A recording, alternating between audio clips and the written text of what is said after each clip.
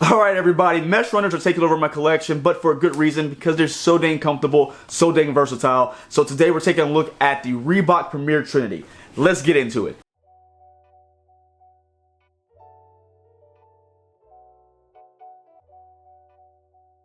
What's going on everybody? It's Mike from the Sneaker History Podcast and we are back with another video. Guys, thank you so much for joining. If you hadn't done so already, or if you're new to the channel, you know the drill. Hit the subscribe button, leave a like, drop a comment, all those things guys, get the video through the algorithm, which you guys have been doing a fantastic job at. I keep saying it, I'm going to keep saying it, I'm going to let you guys know how much I appreciate you, but with you guys' support, the channel has been doing the best of this 4 years.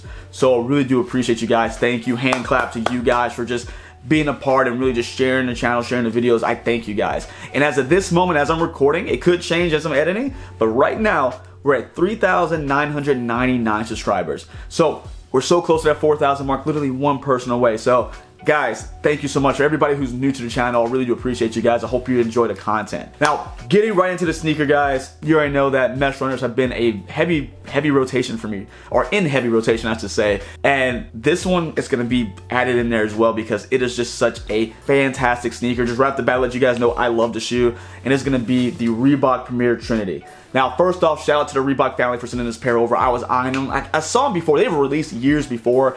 And I was like, man, I want to grab a pair, but I just never got to it. You know how it goes. But they're back in perfect timing because mesh runners have still been in high demand, high popularity. This is one of the cooler ones I've seen because it's a little different than what we see from everybody else. It takes a little bit of different design features. Of course, same premise of mesh underlay, synthetic overlays, but there's little tweaks here and there. We're going to talk about them. Now, we'll leave a link down below if you want to grab a pair. They're $160 if I'm not mistaken, and there's 3 different colorways right now.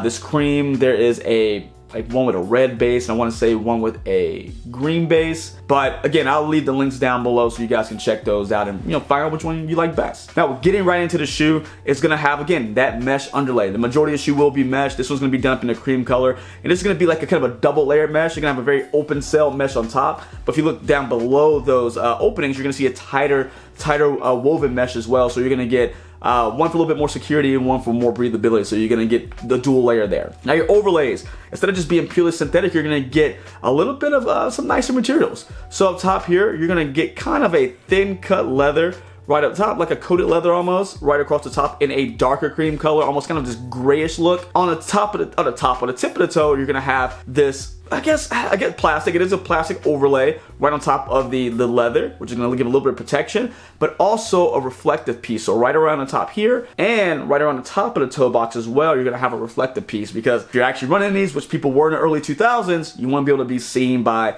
cars, vehicles, things like that, motorcycles, all that good stuff. Now, as we go up the sneaker, we're gonna have our laces, of course. I love the laces here because they're done in a rope lace, in a cream color, lighter cream color that's gonna match more of that mesh. You're gonna have your Reebok branding right here on the bottom of the eyelids.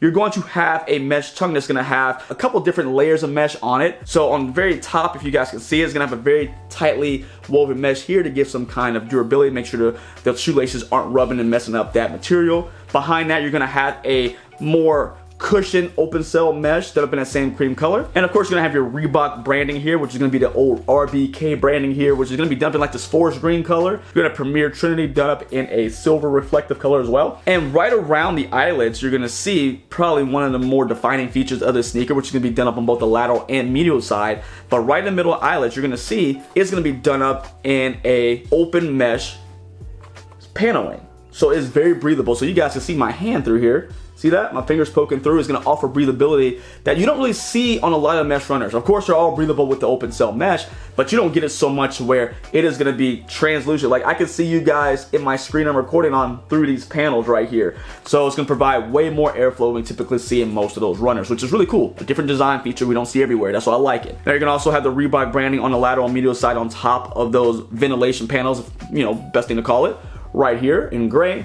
And again on the medial side in gray as well. As we get into the rest of the sneaker as well, you're gonna have some more panels going along the lateral medial side closer to the bottom of the sneaker. Gonna be done up in a nice short hair suede, done up in again that same nice cream color. That is gonna have an underlay of that TPU like plastic for some structure here. So you're gonna see that suede panel. You're gonna see right underneath is kind of like this silverish TPU panel as well, giving that structure, that stability there on the lateral and medial side. You're gonna have that same type of paneling right on those top eyelets as well as we go across the top of the ankle collar, going down to the heel on both, again, lateral and medial. This shoe is pretty symmetrical, so everything we see here, you will see on the medial side as well. The inside, we're gonna have a sock liner that's done up in a kind of like a almost satin finish to it. That's gonna be done up in a cream color too. You're gonna have the insole, it's gonna have the RBK in there, which you really don't see, if I'm not mistaken, you don't see the RBK branding anymore so much, but that was, again, early 2000s, you got more of that RBK. It's kind of like almost like a more aggressive branding, seemed like. Now, on the heel, you're gonna have, again, reflective piece with the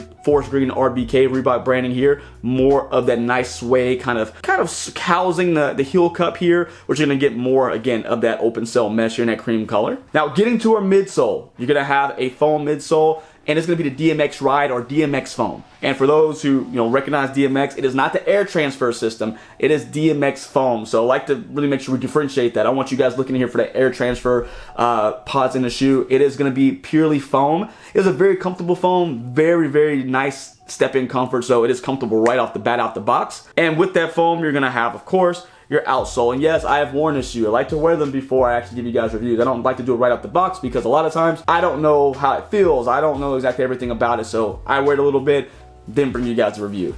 But you're gonna have your traction pattern, which is a lot of different like square lugs you're gonna see here. It's done up in a gray and almost like this baby blue kind of grayish color, which I love that contrast because it actually pops up on the medial side of the shoe here, and a torsion plate, so that way you have your transition bridge is what they call it. So that way you have easy transition from heel to toe. But it's just an overall great shoe. I do like it. Only small tweak I would make is I wish the toe box was a little more sleek.